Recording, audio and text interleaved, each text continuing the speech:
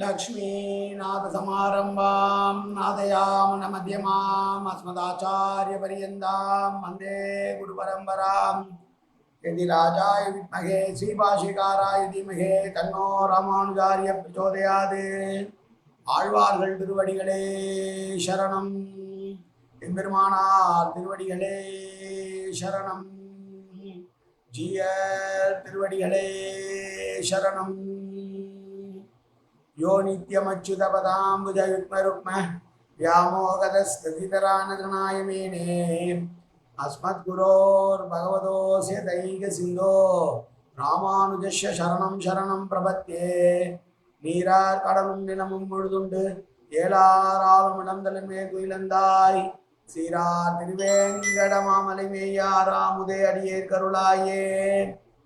எல்லாம் வல்ல ஏழுமலையான் பெருங்கருணையால் 4000 திவ்ய பிரபந்த பாசுர பதிவேற்றலின் வரிசையில் இன்றைக்கு 2117வது நாள் பாசுர பதிவேற்றம். திருமங்கையாழ்வாருடைய பெரிய திருமொழியிலே 7ஆம் பத்திலே வரக்கூடிய 7ஆம் திருமொழியினுடைய 6வது பாசுரம் 666வது பெரிய திருமொழி பாசுரத்தை அனுபவிக்க இருக்கிறோம். திருவெழுந்தூர் பாசுரங்களிலே இது 26வது பாசுரம்.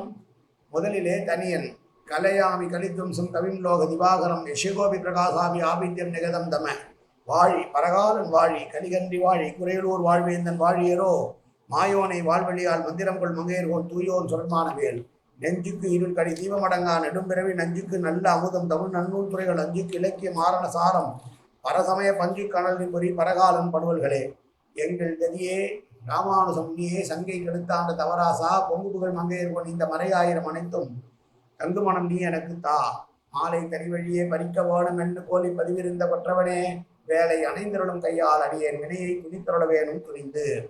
666வது பெரிய திருமொழி பாசுரம்.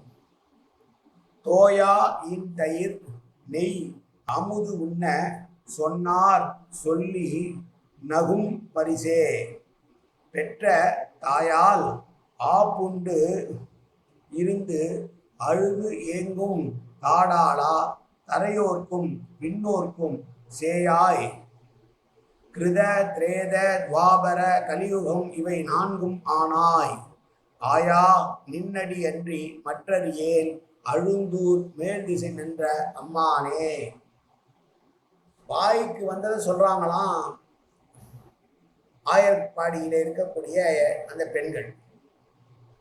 ஏமா தோயவே தோயாத தயிர் நெய் பாலெல்லாம் குடிச்சிட்டு போயிட்டாமா அவன் பையன், அவனை கொஞ்சம் கட்டி வையன், ஊரில் நீங்கள் 2 பேர் தான் வாழணுமா, வேற யாரும் வாழவே கூடாதா என்றெல்லாம் பேசுவார்களாம் யசோதியை பார்த்து.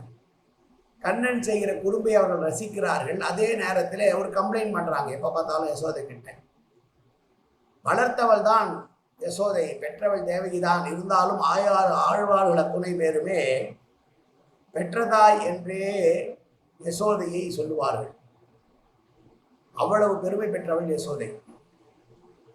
திரும்ப திரும்ப திரும்ப தன்னுடைய குழந்தையை உரை சொல்வதை கேட்ட தாயான யசோதைக்கு கோபம் வருகிறது. கோவையா கண்ணா கோவையா கண்ணான்னு கேட்குறான். நான் போவே இல்லைம்மா, நான் திருடவே இல்லைம்மா, பொய் சொல்கிறாங்கம்மான்னு சொல்கிறான். ஆனால் அவன் நம்ப மாட்டேன்றான். அங்கே இருக்கிற தாம்பு கயிறு எடுக்கிறான். அந்த தாம்பு கயிறு ஏற்கனவே எலி கடிச்ச மாதிரி கடிச்சு போட்டு வச்சிருக்கான். அதில் அவன் முடிச்சு போட்டான். முடிச்சு போட்டு அந்த கயிற்றை கட்டுறா. இடுப்பில் 1 இன்ச்சு நின்று போகுது, கட்ட முடியல. இன்னொரு முடிச்சு போடுறா. எத்தனை முடிச்சு போட்டாலும் 1 இன்ச்சு கட்ட முடியாமல் தவிக்கிறா. தன்னால் தன்னுடைய தாய் கஷ்டப்படக்கூடாதுன்னு நினைச்ச கண்ணன் தன்னுடைய உடம்பை இழக்கிறான். எதனால் கட்ட முடியும் அவனை? திருவிக்கிரமாக இருக்கக்கூடிய அவனை எதனால் யாரால் கட்ட முடியும்? ஆனால் மனதிற்குள்ளே சந்தோஷம், நம்முடைய அம்மா கட்டிட்டான்னு. ஆனால் வெளியில் அழுது புரண்டு அமக்களம் பண்ணுறான். நான் தப்பு பண்ணலை அவுத்து விடு, நான் தப்பு பண்ணலை அவுத்து விடு, நான் தப்பு பண்ணலை அவுத்து விடுன்னு அழறான். யார் தெரியுமா? தாடாடன். தாடாடன் என்கிற அந்த வார்த்தைக்கு பெரியவர்கள் பொருள் கூறுகிற போது பெரியோனே என்று பொருள்.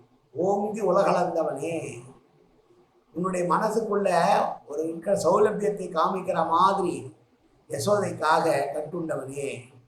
தரையில் இருப்பவர்களுக்கு மட்டுமல்ல, வானத்தில் இருப்பவர்களுக்கும் அவர்கள் நினைத்தால் நீ கிடைக்க மாட்டாய்.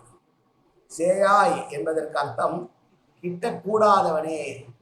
அவர்கள் நினைத்தால் நீ வந்து விடுவாயா? கண்ணனை நான் கட்டி போட்டு விட்டேன்னு அவர்கள் போட முடியுமா? துரியோதனன் நினைச்சான கட்டி போட்ட போறேன், முடியுதா அவனால? நம்மால் கண்ணன் எனக்கு கிடைத்து விட்டான் என்று சொல்ல முடியுமா? முடியாது. கண்ணன் நினைத்தால் உன்னோடு வருவான்.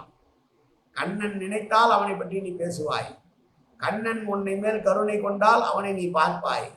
கண்ணன் உன் மீது கருணை கொண்டால் அவன் பேச்சை நீ கேட்பாய், அவனை பற்றி கேட்பாய். இந்த உடம்பானது அவனுக்காக உழைக்கும். அப்படி தாடாளா தரையோர்க்கும் இன்னொருக்கும் சேயாய் கிடைக்கூடாதவனே, கிருத திரேத துவாபர கலியுகம் என்கிற 4 யுகத்துக்கும் நிர்வாககனாக இருக்கக்கூடிய பெருமாளே, என்னுடைய தலைவனே, உன்னை தாழ் பணிந்தேன். நீ நினைத்தால் இந்த கலியுகத்தையும் ஹிருதயுகம் போல ஒரு யுகமாக மாற்றி காட்ட முடியும். ஆனால் நீ அவ்வாறு செய்யாமல் என்னை கலியிலே நலிவடைய செய்கிறாயே பெருமாளே, என்னை காத்து ரட்சிக்க வேணும்.